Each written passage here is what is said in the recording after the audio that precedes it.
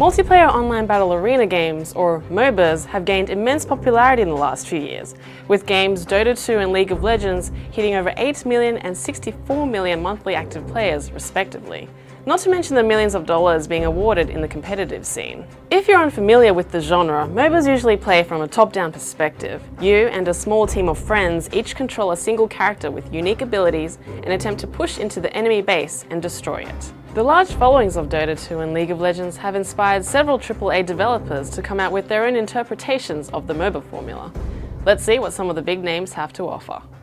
Developed by Waystone Games and published by EA, Dawngate shares a lot of gameplay similarities to Dota 2 and League of Legends. However, Dawngate boasts what the developers call a flexible meta. What does that even mean? Well, in Dota 2 and League of Legends, the character you choose to play pretty much defines your role in a match. A particular character's abilities might naturally make them much more suitable to act as a healing support, rather than a damage-soaking tank, for example. So, the variety of character combinations that can make up a team's roster is a huge part of what is called the metagame. But in Dawngate, players have the option to pick their role no matter what character they're playing. This is because selecting different roles affects the attributes and perks that your character gets. You might earn more currency each time you kill an enemy player, or get a health boost when you kill neutral creatures. Dawngate gives you the tools to play the same character in vastly different ways, and this flexible meta is its main drawcard.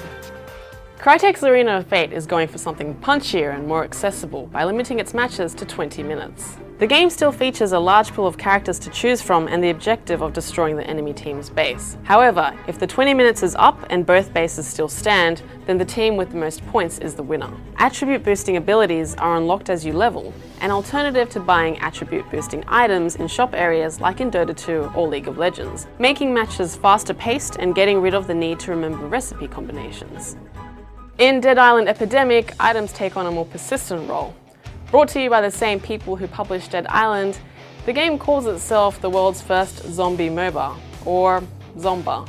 Dead Island Epidemic features a crafting system that has players collecting blueprints and item parts during matches to make and upgrade their own weapons to use in the future. Gameplay revolves around surviving waves of zombies. In addition to fighting other humans, you can also choose just to fight NPC zombies. The game differentiates itself by letting up to 3 different teams of players battle it out, and relies on WASD key inputs for movement and the mouse to aim.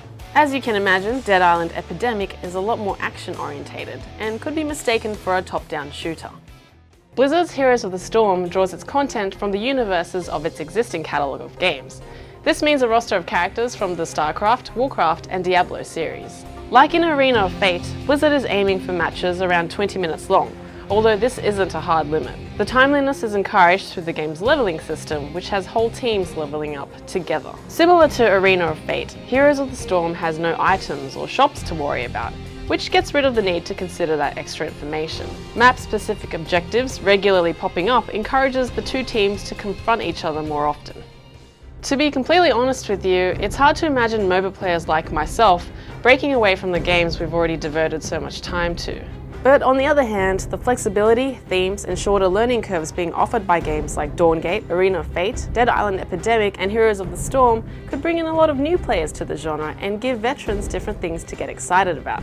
Do any of the mentioned games offer something that interests you, or have you got your heart already set on a particular game? If you've never played a MOBA game before, what would it have to interest you? Let us know in the comments below.